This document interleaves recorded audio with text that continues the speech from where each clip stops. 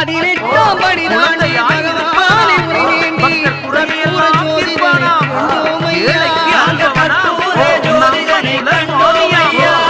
மகர ஜோதியை கண்டு மனமார சரணம் போட்டு மகர ஜோதியை கண்டு மனமார சரணம் போட்டு